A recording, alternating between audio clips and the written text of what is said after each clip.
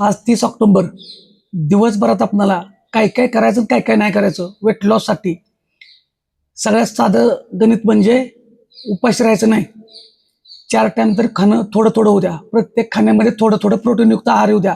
प्रोटीनयुक्त आणि फायबरयुक्त. दिवसभरामध्ये 3 ते 7 लिटर पाणी प्या. दिवसभरामध्ये एकसारखं सातत्यानं खुर्चीवर बसून राहू नका. समजा खुर्चीवर बसला, उठा, काही पण स्टेप करा, चाला. ह्या स्टेप शिकवलेल्या असतात, भरपूर स्टेप मी करत असतो, दाखवत असतोय. 1 मिनिट, फक्त 1 तासातलं 1 मिनिट काढा आणि त्या हालचाली करा, की जेणेकरून आपण जे खातोय ते फॅटमध्येच थांबू नये. थोड्या थोड्या हालचाली करा, थोड्या थोड्या मुवमेंट करा.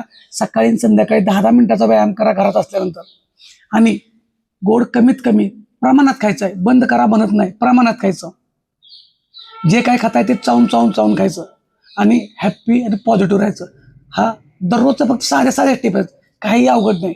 फक्त करायला सुरुवात लावा. आणि व्यायामाला कारणं सांगायची नाहीत, व्यायामाला सुरुवात करा. धन्यवाद.